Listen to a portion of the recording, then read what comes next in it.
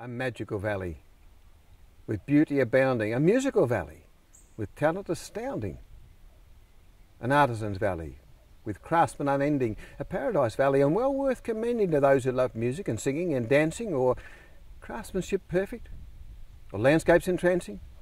It's known as the Huon and is truly exquisite, and no matter what season, it's well worth a visit. Look, I'd like to try and dance to it.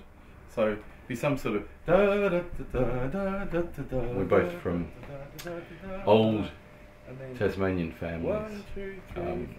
I'm sixth generation Tasmanian. Marjorie's about the same. What I became aware of was that there was a very strong continuous tradition of dance tunes being played and dances being done, passed from generation to generation. Music that had come from around the world, that had come from Scotland, England, Ireland, the Americas, Scandinavia, Poland and France, and tunes had cross-pollinated with other tunes from other places. Up until the mid-1960s, when the apple shed and shearing shed and mutton bird shed dances died out, I got in contact with the National Library and I got everything they had. I just got them to send me all the tapes they had. And the next 2 years I was sitting around listening to the tapes, trying to figure out how to play them on guitar mostly, getting Marjorie to check my transcriptions and writing them down, and eventually coming up with some great tunes. And Marjorie immediately said, well, that'd be a good teaching tune.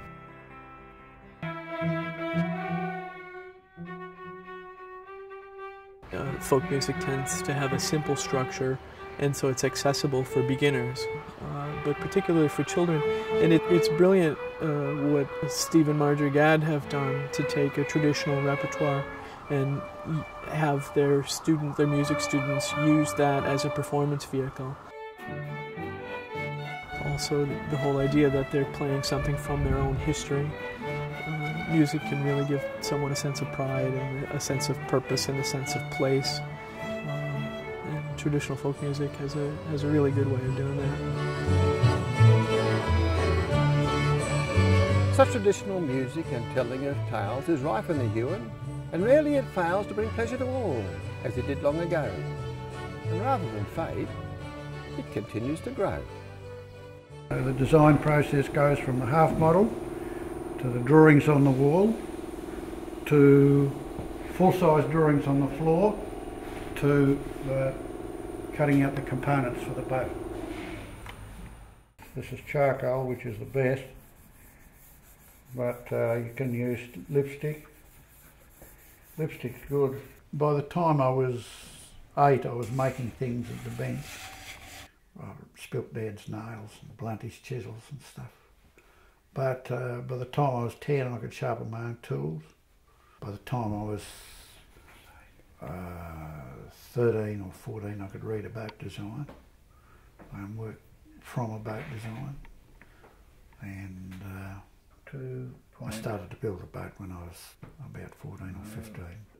People that look at a boat building project in its entirety say, oh my God, never do that, that's a huge thing, you know. But it's really just like life, really, because you look at life from the beginning and you say, shit, I'm not going to make that. And anyway, the thing is that you only take it a little bit at a time. I really get uptight when people who are associated with the arts deny that boat building is an art. It's not a matter of picking up a piece of wood and cutting it out and nailing it onto another piece. You've got to be able to read what's inside that piece of wood.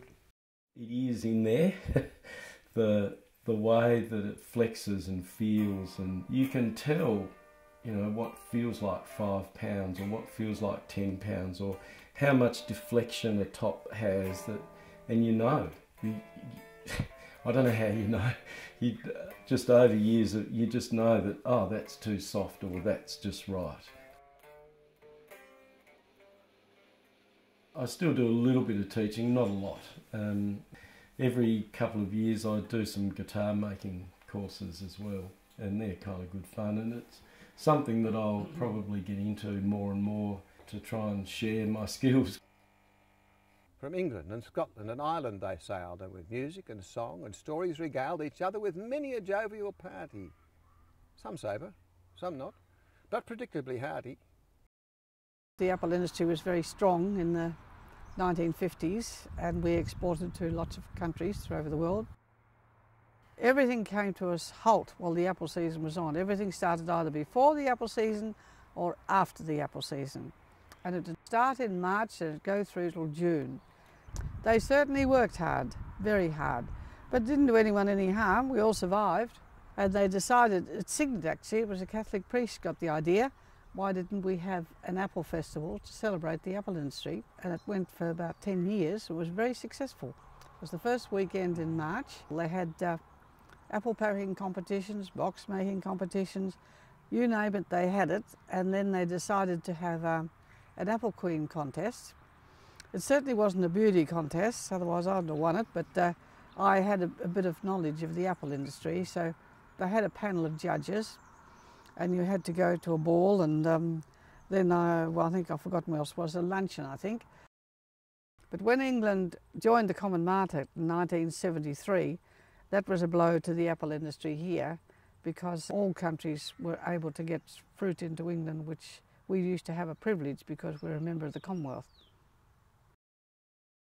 Some of my relatives at Port Huon, they'd row the boat across to Craddock, and they would walk over the hill to Cygnet to a dance, and then they'd probably dance all night and walk back the next day.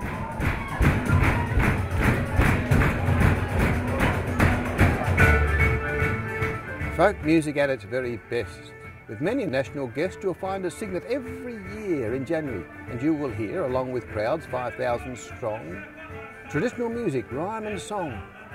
And for 3 days and lengthy nights, this festival is pure delight.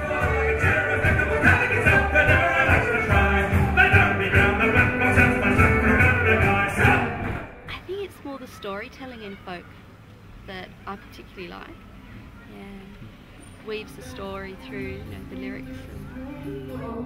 Everybody's talking about the smooth. It is, yeah. Folk means people. It means culture and introduction to other cultures. Folk is for the folks. Yeah, it captures them all. Hello. Hey, we had a great time at Cygnet. It's fantastic. The artists are very accessible. Rock and roll, kind of, they're out there, and behind stage, and it's the people and the rock and roll. Whereas if you wanna stand up and make a noise, you can do it.